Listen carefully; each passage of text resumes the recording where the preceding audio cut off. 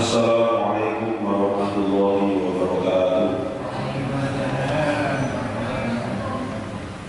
A'udzu billahi minasyaitonir rajim. Bismillahirrahmanirrahim.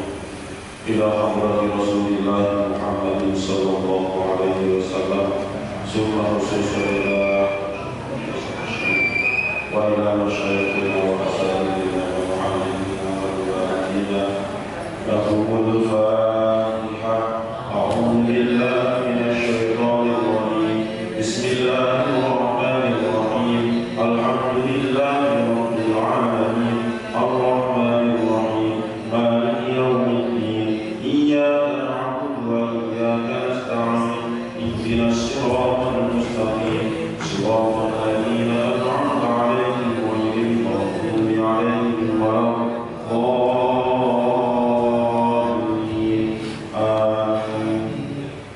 Bismillahirrahmanirrahim. Wa ala musallatu rahimahullahu ta'ala wa nafa'ana bihi wa bi'ulumihi fid dharain amin. Bismillahirrahmanirrahim. Melanjutkan penjelasan yang kemarin, ru'ya anna iyata nal aswati nal aswati sa'ala ibn Abbas radhiyallahu anhu faqala innahu qad waqa'a asyakka fi qawlihi ta'ala inna anzalnahu fi lailatul qadr wa qad nazala al-Qur'an wa qad nuzila al-Qur'an fi sa'iri syuhuri. Diriwayatkan sesungguhnya Atiyah bin Aswad itu pernah bertanya kepada sahabat Abdullah bin Abbas atau sahabat Ibnu Abbas. Ibnu Abbas atau nama aslinya adalah Abdullah bin Abbas itu kalau sama Kanjeng Nabi masih pernah sepupu. Jadi Ibnu Abbas ditanya oleh Atiyah bin Aswad mengenai inna anzalnahu fi lailatul qadr. Ayat inna anzalnahu fi lailatul qadr.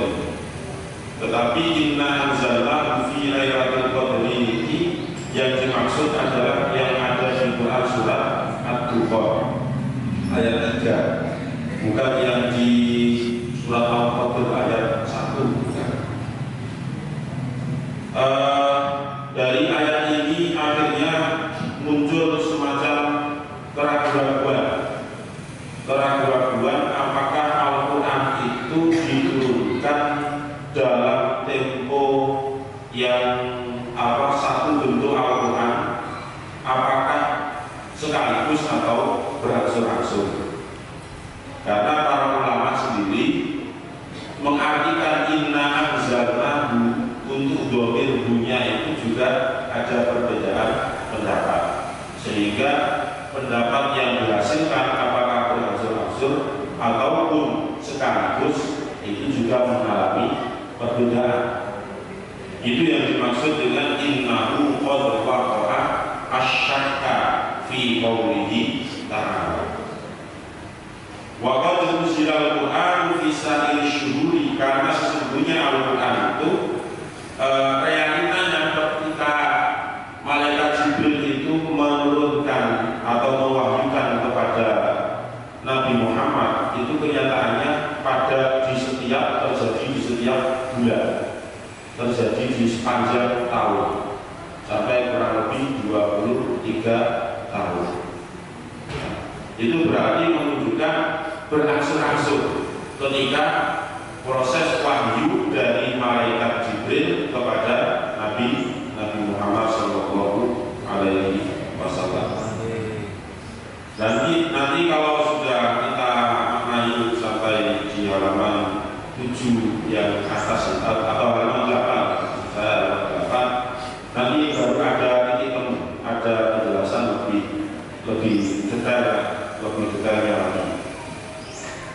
Bismillahirrahmanirrahim. Wa qala Allah Ta'ala wa qala Allah Ta'ala Gusti Allah Ta'ala rupani baru wa Qur'an faraqnahu litaqra'ahu 'alan nasi 'ala muksin wa nazzalnahu tanzila. Wa Qur'anan lan nurunaken ingsun ing Al-Qur'an. Wa Qur'anan lan nurunaken ingsun ing Al-Qur'an faraqnahu kelawan berangsur-angsur. Faraqna kelawan berangsur-angsur ingsun hu ing Al-Qur'an. Faraqnahu kelawan berangsur-angsur ingsun hu ing Al-Qur'an litaqra'a supaya maca sira hu ing atase litaqra'a supaya macaaken sira hu ing Al-Qur'an ala nasi ing atase manungsa, ala nasi ing atase manungsa, ala muksin ing atase alon-alon, ala muksin ing atase alon-alon. Pelan-pelan. Quran surat Al-Isra ayat 106. Allah berfirman di surat Al-Isra ayat 106, wa Qur'anan, Allah menurunkan Al-Quran faraqnahu dengan cara berangsur-angsur. Artinya bukan sekaligus. Artinya sekaligus itu 30 juz 114 surat diturunkan langsung kepada Kanjeng Nabi Muhammad, bukan seperti itu. Tetapi penurunannya atau penyampaiannya itu membutuhkan beberapa waktu. Kadang ada beberapa surat atau beberapa ayat yang turunnya itu karena ada suatu permasalahan, karena menjawab dari pertanyaan orang-orang yang ada di sekitar Kanjeng Nabi Muhammad. Seperti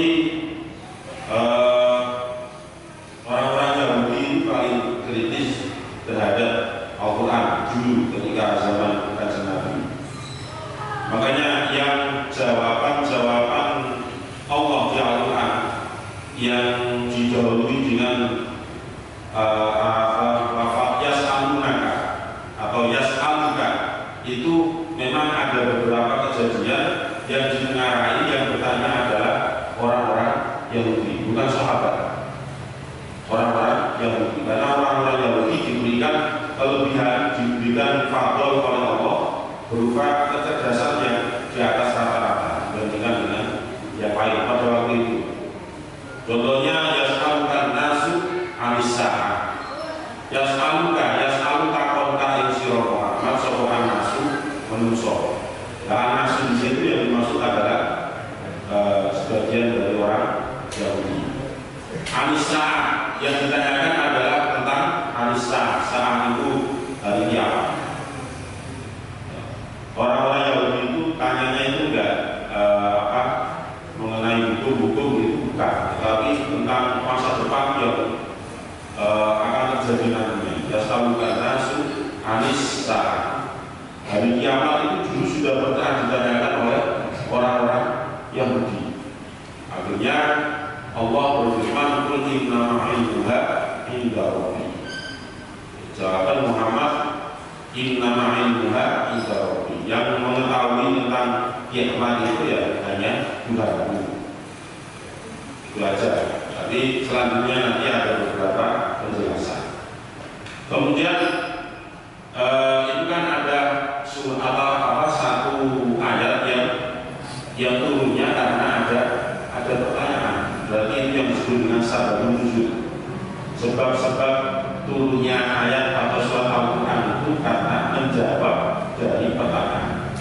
Ada juga, dan ini dominan, sebagian besar rata-rata ayat Al-Quran atau surat Al-Quran itu turunnya karena bukan tidak ada sabab nuzulnya, hanya beberapa surat atau beberapa Contoh,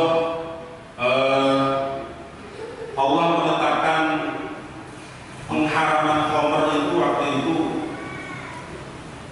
tidak secara langsung diharamkan, itu tidak, tetapi Allah mengetahui bahwasanya orang-orang Arab itu waktu itu memang rata-rata sebagai orang yang berjualan, sedangkan yang dijual belikan itu adalah diantaranya khamr. Akhirnya diturunkan oleh Allah ayat yang sekedar menyinggung saja. Wa minan nakhili wal a'nabi tattakhiduna minhu sakaron wa rizqan hasanah.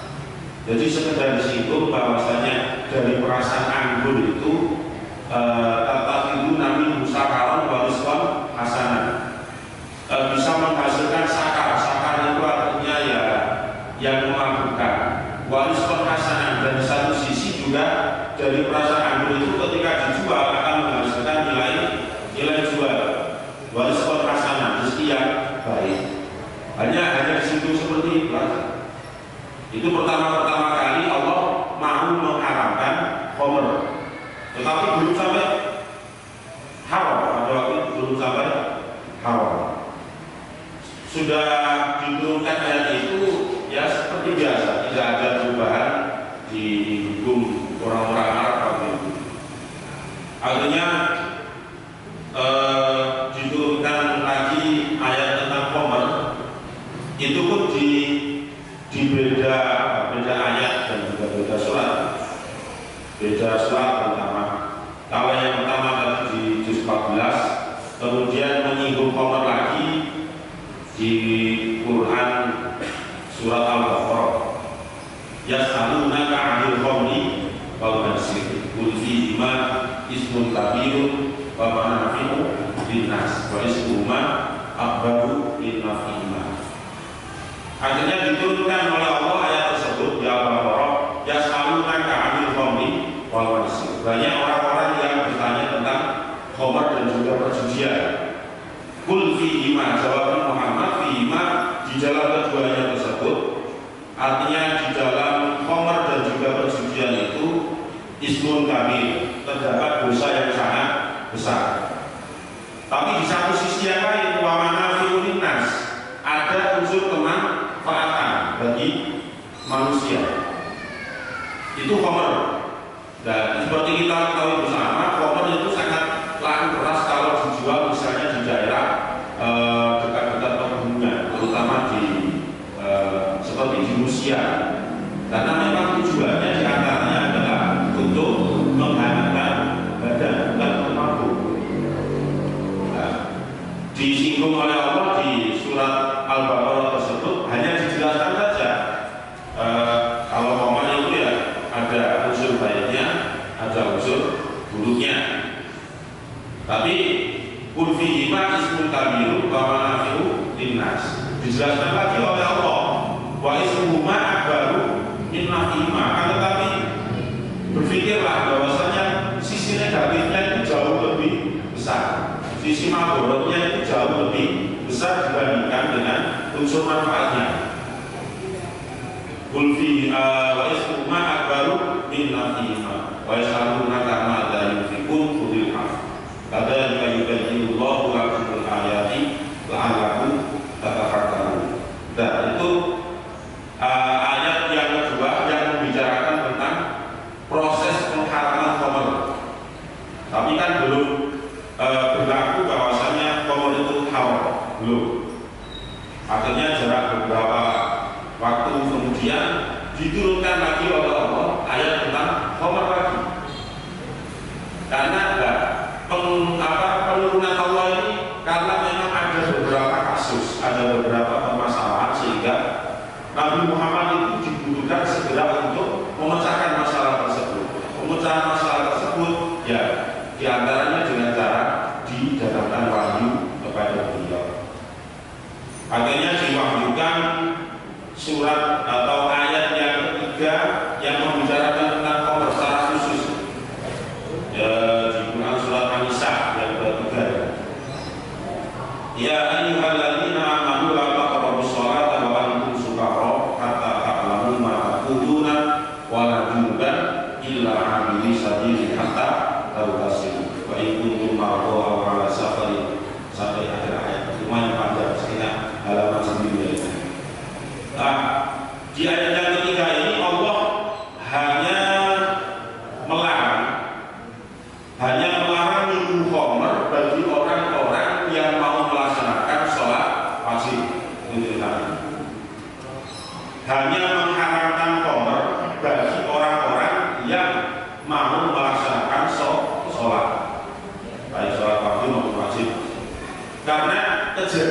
sababun nuzulnya itu adalah ada salah satu sahabat yang ngimami, kemudian yang dijadikan makruh atau bacaan sholat waktu itu.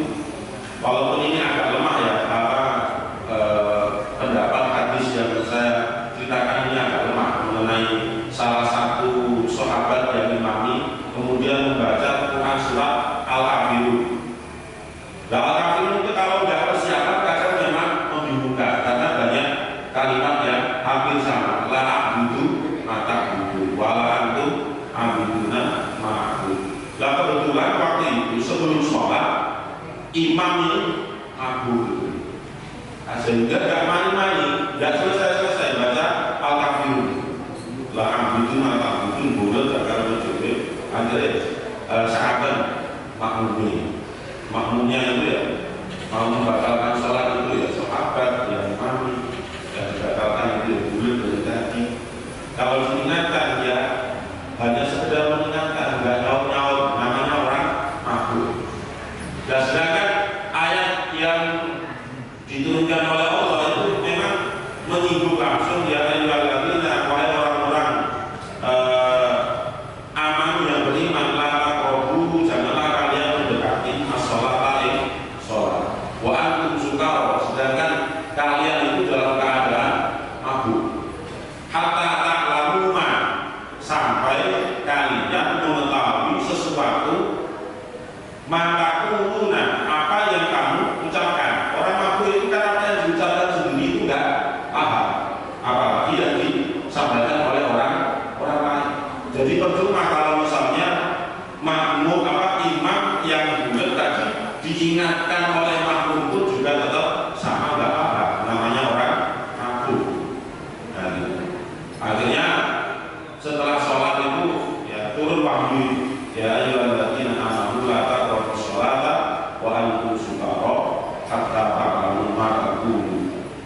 Tapi pengharamannya kan hanya terbatas, yaitu terbatas ketika mau melaksanakan sholat. Di luar itu karena konteksnya itu adalah ayat yang di An-Nisa tadi, maka boleh masih minum koper itu boleh. Ya. Akhirnya jarak beberapa waktu lagi setelah itu turun yang final, untuk final ayat yang terakhir membicarakan tentang koper secara khusus di Quran surah Insya Allah Al-An'am 7 di halaman kedua itu yang sudah tidak boleh diganggu tidak. Ya ayyuhalladzina amanu innamal khamru wal maisiru wal ansabu wal azlamu rijsun min amali syaitani fajtanibuhu la'allakum tuflihun. Itu ayat terakhir yang membicarakan khamr secara khusus, yang isinya tentang pengharaman khamr secara mutlak. Setelah ayat itu diturunkan, maka tidak ada lagi yang namanya mabuk-mabukan dan sejenisnya. Yang mabuk-mabukan entah itu namanya arak, entah itu namanya kopi miring, entah itu namanya kopi tegak dan sebagainya, tetap diharamkan oleh Allah Subhanahu wa Ta'ala. Pokoknya sesuatu yang memabukkan, apapun itu bentuknya, maka itu dihukumi khamr.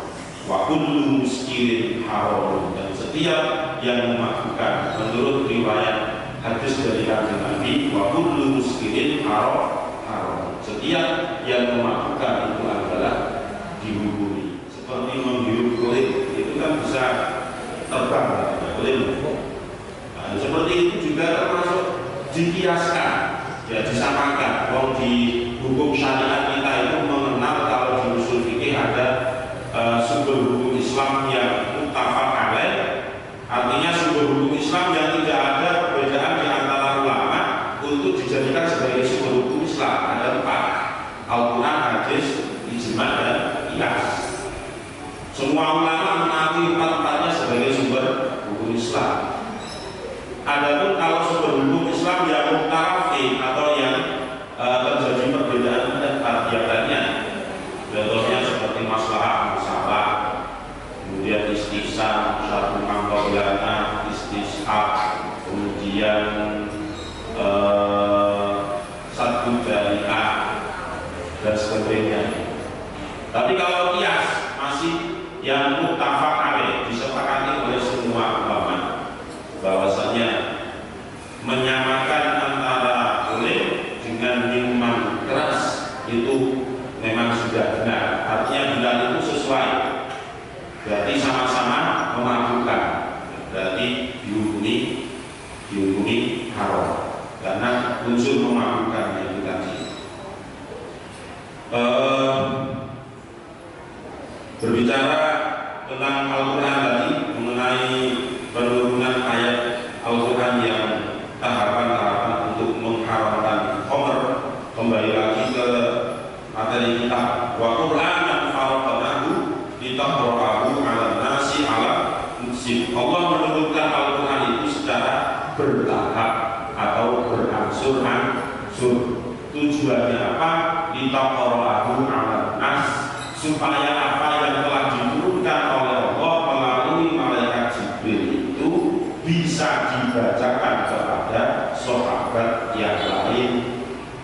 Kalau misalnya Al-Quran itu wujud dalam bentuk 30 juz yang utuh 114 surat, maka orang ketika melihat saja itu kadang sudah enggan untuk melihat karena saking tebalnya.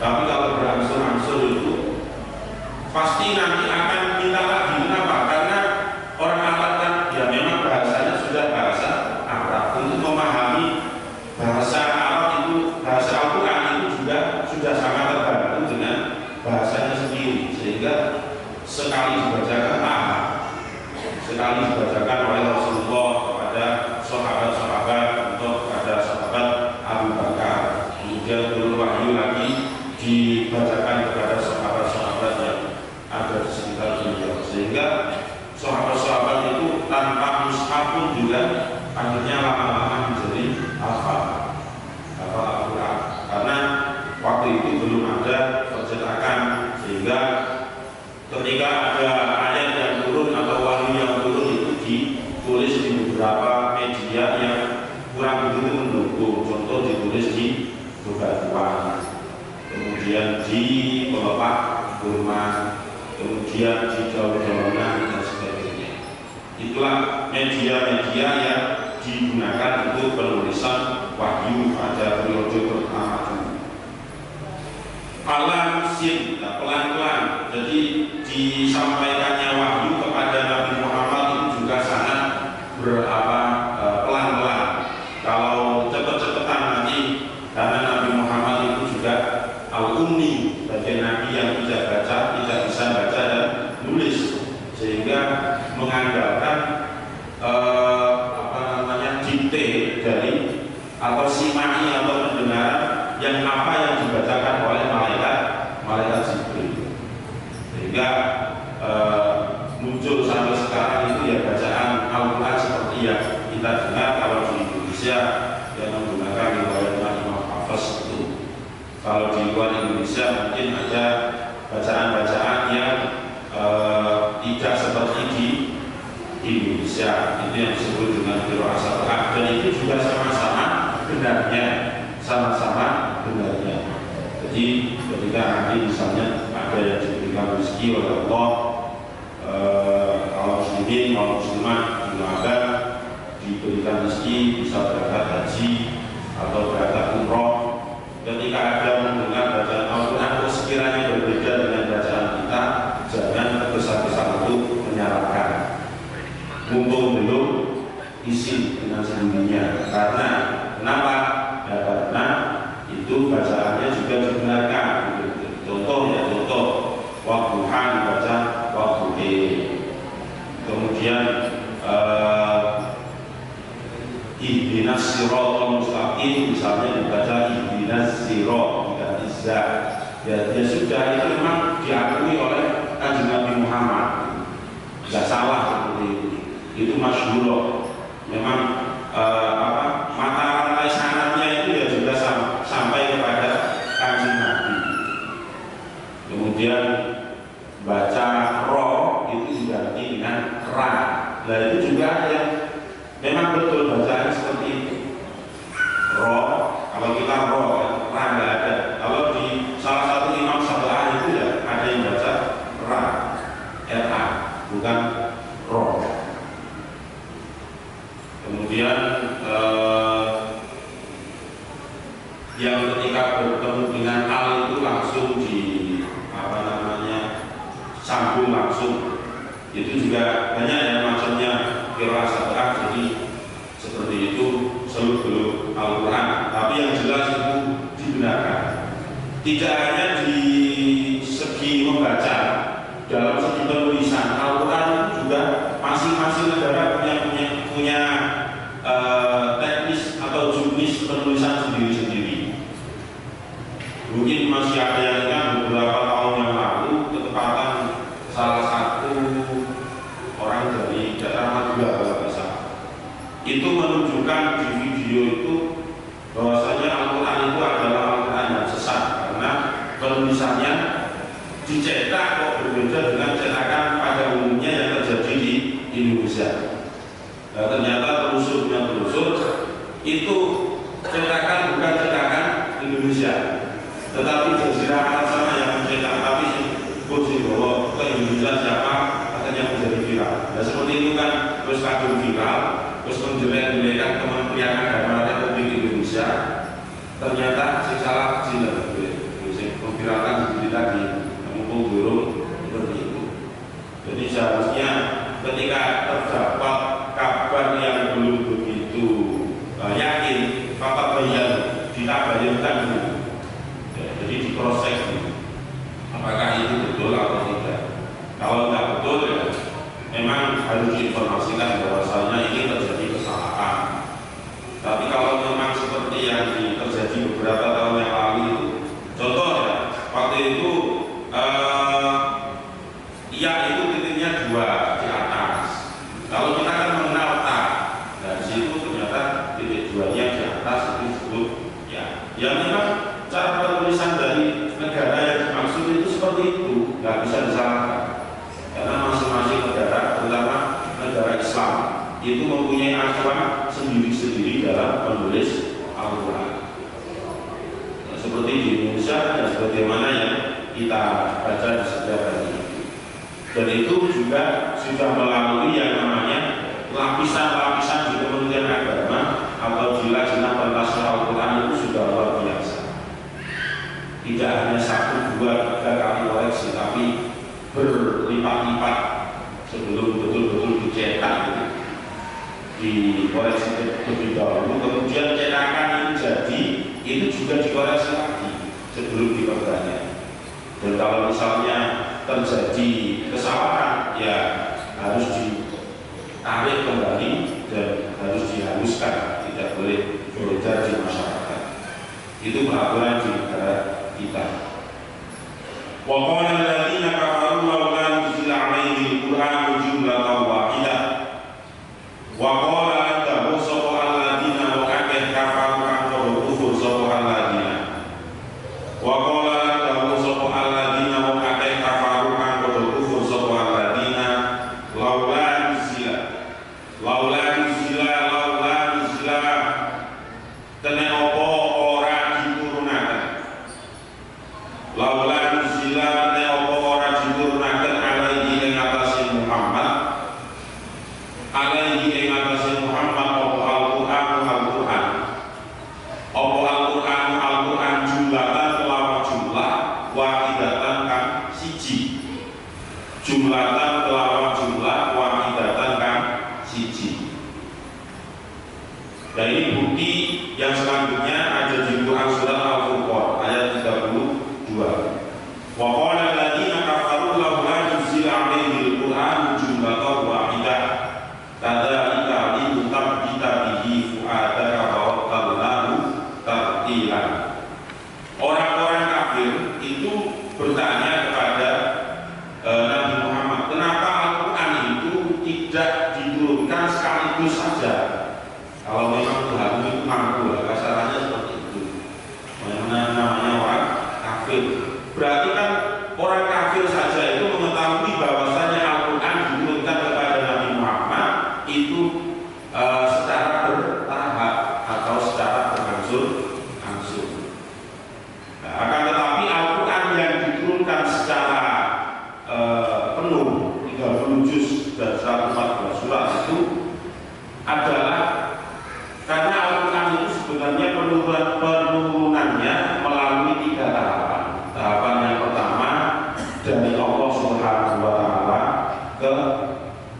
lauh mahfuz. Kemudian yang kedua, dari lauh mahfuz ke Baitul Izzah. Dari Baitul Izzah kepada Nabi Muhammad melalui malaikat Jibril. Seperti itu tahapan penurunan Al-Quran.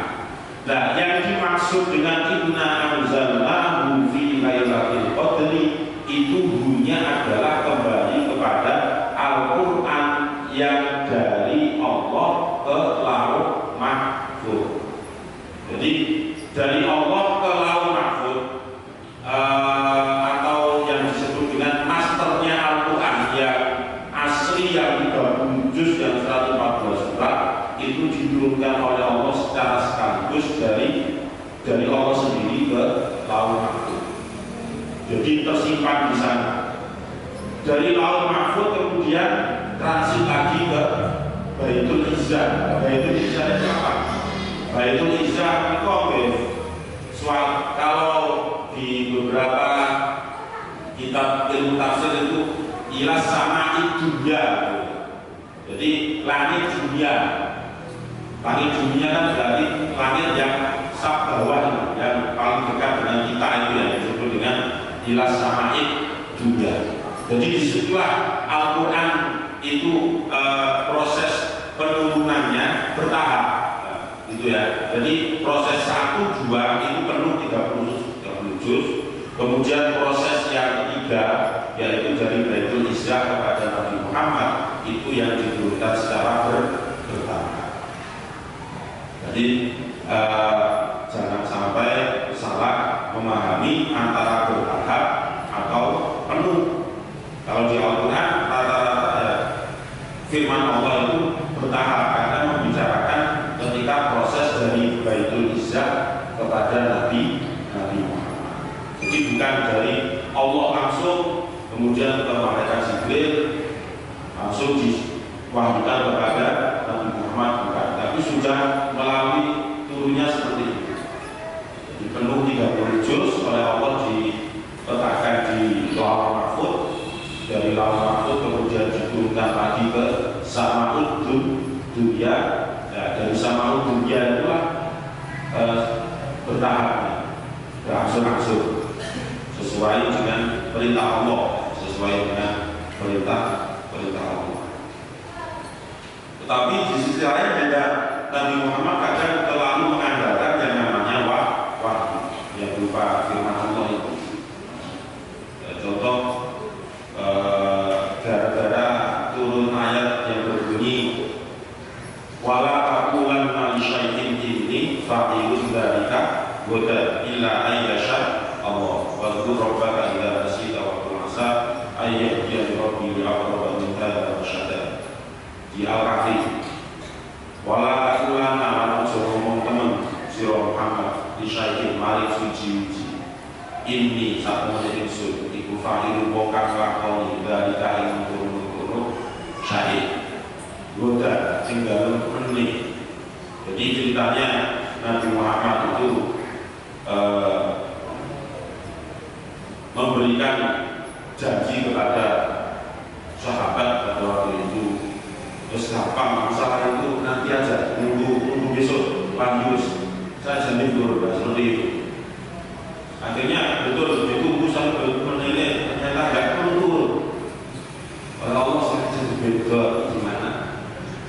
Akhirnya turun ayat tersebut sebagai peringatan keras dari Allah kepada beliau.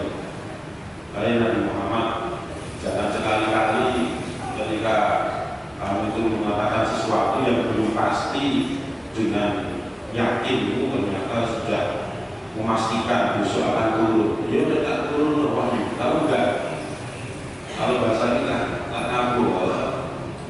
Akhirnya setelah itulah Kanjeng Nabi Muhammad itu ya sesuai dengan wahyu dari Allah, artinya sudah tidak mengulangi yang kedua kalinya dan seterusnya. Pasti illa ayyasha Allah. Jadi harus dijawab dengan insya Allah. Jadi kalau kita memang diajak misalnya untuk ziarah kemudian antara ya atau tidak kita belum bisa dibilang insya Allah jika Allah menghendaki. Karena kalau di Al-Quran sendiri itu kata-kata insya Allah itu kalau dikembalikan kepada cerita itu ada model 3 macam juga. Ada yang seperti macamnya Nabi Muhammad tadi yang betul-betul belum tahu apakah bisa melaksanakan atau betul. Itu yang terjadi pada Nabi Muhammad dan ayat tadi wala taqulanna syai'in inni fa'ilun dzalika gadan. Ada yang modelnya sudah pasti tahu bahwasanya dirinya itu nggak akan bisa sabar, tapi maksa sabar. Nah, itu yang insya Allahnya terjadi ketika Nabi Musa berguru kepada Nabi Khidir. Nah, seperti itu. Itu juga pakai tasbih Muhammad ala malam tastati alaihi sabr. Jadi Nabi Musa itu sering mengucapkan kalimat insya Allah kepada Nabi Khidir, tapi dirinya sendiri sebenarnya itu sudah bisa mengukur saya itu nggak bakalan mampu jadi murid Nabi Khidir. Tapi tetap ketika diceramai oleh Nabi Khidir, si kamu itu nggak bakalan iso sabar dengan kejadian-kejadian yang akan terjadi nanti. Insya Allah bisa Nabi Khidir, insya Allah bisa oleh guru, karena Nabi Khidir adalah selaku guru dari Nabi Musa. Kemudian yang model ketiga yaitu satajiduni insyaallahu minas sabirin. Itu mengenai Nabi Allah Ismail ketika mau disembelih oleh ayahandanya sendiri. Artinya insya Allah yang model ketiga ini dari orang yang melaksanakan itu sudah bisa mengukur bahwasanya dirinya sendiri itu mampu akan bisa menuntaskan, akan bisa melaksanakan. Tapi tetap dijawab dengan insya Allah. Satajiduni insya Allah minas sabirin. Nah, akhirnya kita simpulkan dari 3 cerita, 3 ayat Al-Quran yang sama-sama ada insya Allahnya, tetapi ada maksud yang lain seperti kemampuan dari dirinya sendiri, apakah yakin mampu, apakah tengah-tengah antara mampu atau tidak, atau sudah yakin dirinya itu sebenarnya yakin tidak mampu, tapi tetap mengucapkan insya Allah. Nah, maka dari itu insya Allah itu yang sangat penting. Artinya sangat penting itu apapun dalam keadaan diri kita itu ya kalau memang masih ragu ya insya Allah. Walaupun sangat bisa itu ya tetap insya Allah. Diundang tetangganya untuk tahlilan misalnya. Ya memang waktu surat undangan tahlil itu datang memang kelihatan kita itu sangat mampu untuk ramu gitu kan. Tapi ya siapa tahu Allah itu memberikan kehendak lain. Beda paling dulu ternyata ada tamu itu orang penting. Ya otomatis kan nggak bisa datang. Dan seperti itu kemungkinan besar juga terjadi. Makanya insya Allah itu ya dalam keadaan apapun ya harus bisa. Ada orang bertanya,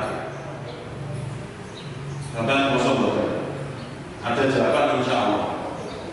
Saya menemukan 2 jawaban yang berbeda mengenai puasa. Ada yang modelnya jawab itu seperti Nabi Muhammad. Ada yang modelnya itu jawabnya dikembalikan kepada yang terjadi pada Nabiullah Ismail.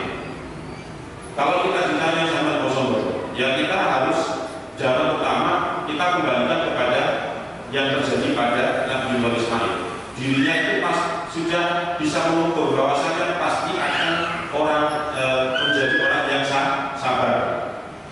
Ya artinya saya ketika ditanya sampai kosong, ya tidak kosong tanpa insya Allah, karena keyakinan dirinya sudah pasti puasa. Urusan nanti itu ada apa-apa itu dipikir nanti, dan itu masalah nanti yang muncul. Ya, ada yang pendapat kedua, ya tetap pakai insya Allah, walaupun itu dirinya sudah pasti mampu. Ya dua-duanya ya benar. dua-duanya benar. Jadi kalau ditanya teman kosong, ternyata nanti terjadi apa misalnya menjelang maghrib yang menyebabkan dia itu batal puasa. Tapi kan itu sangat kecil kemungkinan. Terutama ini puasa Pak sih.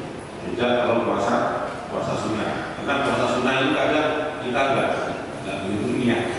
Ya niat artinya berbeda dengan ketika puasa Ramadan. Penuh imanan waktu sabar sampai niatnya itu habis ramai sudah diniati.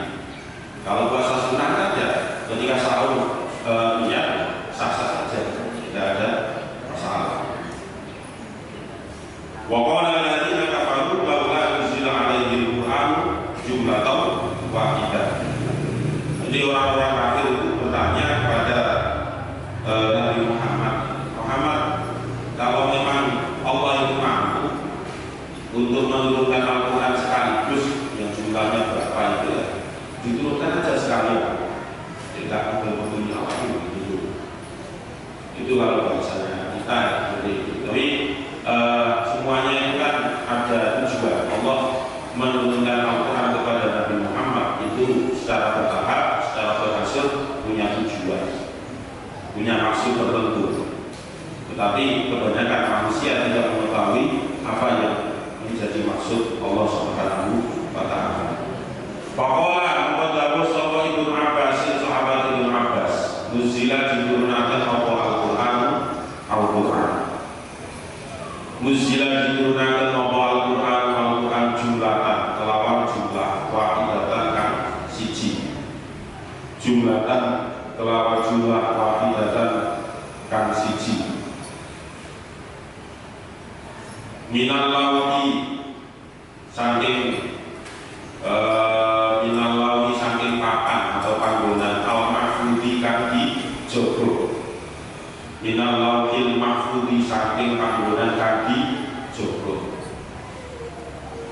Jadi Al-Quran itu diturunkan jumlatan wahidatan dalam bentuk yang jumlah yang satu, artinya secara tidak berangsur ya, secara asli 30 juz itu minal lauhil mahfuz, dari tempat yang dijaga. Jadi lauhil mahfuz itu artinya ya tempat yang sangat terjaga, yang tidak bisa diakses oleh siapapun kecuali Allah dan juga Kanjeng Nabi Muhammad yang ketika Isra dan Mi'raj itu bisa nembus ke sana. Karena dalam sebuah riwayat menyatakan malaikat Jibril saja itu untuk nembus ke Sidratul Muntaha itu mikir-mikir, kalau tidak dapat izin dari Allah ya enggak bisa nembus ke sana. Ini itarok tuh. Kalau saya nembus ke sana tanpa izin Allah, nanti saya terbakar oleh Rasulullah. Itu ketika mengantar Nabi Muhammad proses mi'rajnya. Fi lailatul qadri ing dalem malam qadar min syahri Ramadan saking bulan Ramadan. Min syahri Ramadan saking bulan Ramadan. Jadi Al-Quran diturunkan secara utuh dari Lauhul Mahfuz itu ya terjadinya sama pada malam bulan Ramadan. Tetapi tanggalnya berapa ya tidak disebutkan di situ. Ya, tidak disebutkan di situnya. Pokoknya dijelaskan fi lailatul qadri, yaitu malam qadar. Fawadu'an monggo meletakkan sapa fawadu'an fawadu'an monggo diletakkan apa Al-Quran fi baitil izzati ing dalem baitul izzah, fi baitil izzati ing dalem baitul izzah fi sama'i dunya ing dalem langit dunya, fi sama'i dunya ing dalem langit dunya. Kemudian setelah dari Lauhul Mahfuz itu ke baitul izzah. Baitul Izzah itu kalau secara lafziah diartikan baitul itu kan artinya rumah. Al-Izzah itu artinya kemuliaan. Artinya rumah kemuliaan, tempat yang sangat dimuliakan itu. Nah itu letaknya ada di fi sama'id dunya. Fi sama'id dunya itu maksudnya bagaimana? Yaitu langit yang paling dekat dengan dunia ini. di atas kita itu. Cuma ya kita melihat langit ya nggak ada apa-apanya secara pandangan manusia. Tetapi sebenarnya ada bentuk-bentuk tertentu, cuma kan bentuknya memang oleh Allah itu dibolehkan, tidak diperlihatkan secara nyata. Makanya ada yang itu ke langit dan biru, langit warna biru. Sebenarnya kalau menurut Allah ya salah yang warna biru, karena biru itu karena pangkulannya saja. Yang jelas ada itu adalah birunya cinta itu ada.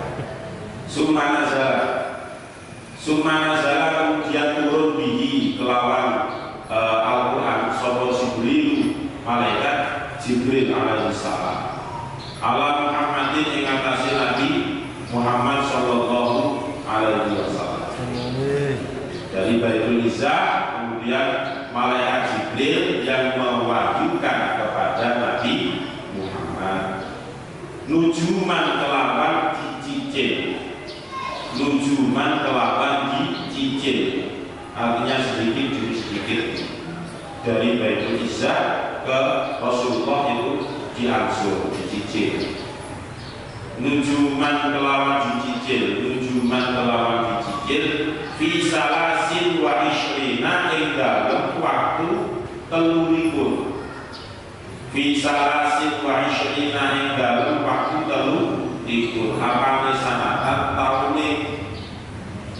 sanatan taune sampai proses turunnya wahyu yang diwahyukan oleh Allah melalui malaikat Jibril kepada Nabi Muhammad itu membutuhkan waktu 23 tahun. Di 23 tahun. Wadhalika utawi mengkono nujuman. Wadhalika utawi mengkono nujuman iku qaulullahi azza wa jalla. Dawuh Gusti Allah azza wa jalla. Fala uqsimu bimawaqi'in nujumi. Fala uqsimu mongko sumpah ingsun Allah. Fala uqsimu mongko sumpah ingsun Allah bimawaqi'in nujumi. Kelawan piro-piro panggonane bintang. Bimawaqi'in nujumi kelawan piro-piro panggonane bintang.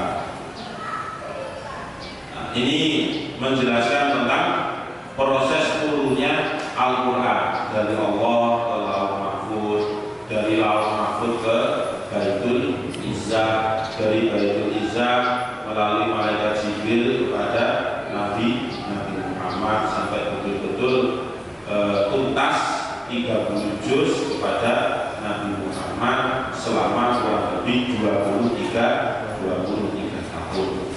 Maka dari itu Al-Quran sampai sekarang itu juga masih terjaga dari yang namanya tahrifan, yaitu perubahan, wala tabdilan, dan juga tidak mengalami pergantian sama sekali. Berbeda dengan kitab-kitab samawi sebelumnya seperti Injil, itu kan termasuk samawi, agamanya agama dari wahyu, maksudnya begitu. Kalau seperti Hindu dan Buddha itu kan bukan karena samawi, tetapi sebuah adat yang lama-lama membesar sehingga menjadi sebuah agama sendiri, kepercayaan. Berbeda dengan agama yang berdasarkan wahyu, Taurat, Injil, Zabur, itu semuanya samawi. Waqala lan dawu sapa Dawud bin Abi Hatim, Imam Dawud bin Abi Hatim. Qultu ngomong ingsun li Syafi'i maring Imam Syafi'i. Syahrul Ramadhan alladzi unzila fihi al-Qur'an amma kana yunzalu alaihi. Syahrul Ramadhan utawi bulan Ramadan. Iku alladzi syahrul Ramadan. Iku alladzi kan unzila diturunaken. Unzila diturunaken fihi ing dalem syahrul Ramadan. Unzila diturunaken fihi ing dalem syahrul Ramadan apa Al-Qur'an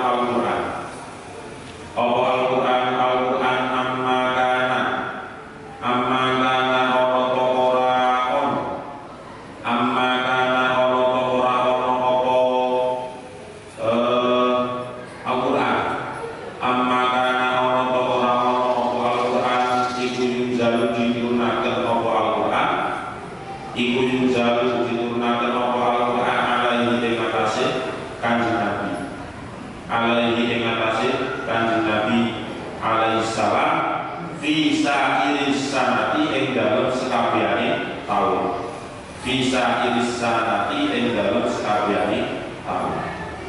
Imam Dawud bin Abihan itu pernah bertanya kepada Imam Asy-Syafi'i, wahai Imam Asy-Syafi'i, apakah bulan Ramadan itu hanya satu bulan itu saja ketika Al-Quran diturunkan kepada Nabi Muhammad, atau memang diturunkannya kepada Nabi Muhammad itu di semua tahun yang ada ketika Nabi Muhammad itu belum meninggal? Jawabannya jawab sapa Asy-Syafi'i. Jawab sapa Asy-Syafi'i bala. Nggih. Bala nggih. Maksudnya bala ai fi sa'iris sanah. Ai bala fi sa'iris sanah. Iya. Turunnya itu adalah sepanjang tahun. Tidak hanya turunnya di bulan Ramadan saja. Nah, sedangkan kalau bagaimana seperti di Quran surat Al-Baqarah ayat 185, Syahrul Ramadan alladzi unzila fihi al-Qur'anu hudan lin-nasi wa bayyinatin minal huda wal furqan. Itu berarti menceritakan ketika Al-Quran diturunkan dalam satu turunan, yang satu turunan janji 30 juz itu, yaitu dari Allah ke Lauh Mahfuz, bukan dari Baitul Izzah kepada Nabi Muhammad, karena dari Baitul Izzah kepada Nabi Muhammad itu bertahap. Walakin tetapi ini Jibril utawi malaikat Jibril alaihi salam iku kana ana sapa malaikat Jibril.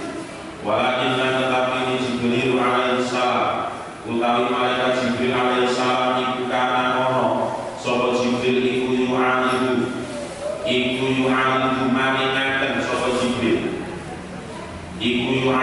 malingaken sapa Jibril Muhammad ing Nabi Muhammad sallallahu alaihi wasallam, Muhammad ing Nabi Muhammad fi Ramadan ing dalem bulan Ramadan, fi Ramadan ing dalem bulan Ramadan bima kelawan barang anjalakan murnaken, bima kelawan barang anjalakan murnaken nikmat sapa Allah Gusti Allah, bima kelawan barang anjalakan murnaken nikmat sapa Allah Gusti Allah. Fayakum mongko menghukumi sapa Allah Gusti Allah, fayakum mongko menghukumi sapa Allah Gusti Allah ma'i barang ya syarukan kersa sapa Allah nikmat, ya syarukan kersa sapa Allah nikmat wa yusbitu lan netepaken sapa Allah, wa yusbitu lan netepaken sapa Allah ma'i barang ya syarukan kesaaken sapa Allah nikmat, ya syarukan kesaaken sapa Allah nikmat wa yumsi lan lalekaken sapa Allah, wa yumsi lan lalekaken sapa Allah nikmat, wa yumsi lan lalekaken sapa Allah nikmat sapa Allah ing Al-Quran, wa yumsi lan lalekaken sapa Allah ing Al-Quran ma'ing barang ya syarukan sapa Allah nikmat, ya syarukan sapa Allah nikmat. Jadi tetapi malaikat Jibril itu karena yu'aridu Muhammad, kadang-kadang juga ketika dalam bulan Ramadan itu tidak diturunkan wahyu itu juga pernah.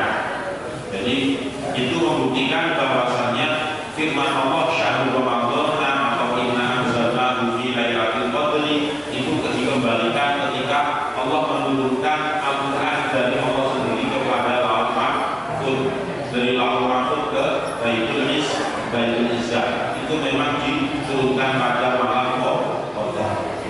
Sedangkan ketika kepada Nabi Muhammad itu kadang-kadang terjadi pada bulan Ramadan dan kebanyakan juga seringnya di luar bulan Ramadan. Wallahu a'lam bishawab. Al-Fatihah. A'udzu billahi minasyaitonir rajim. Bismillahirrahmanirrahim.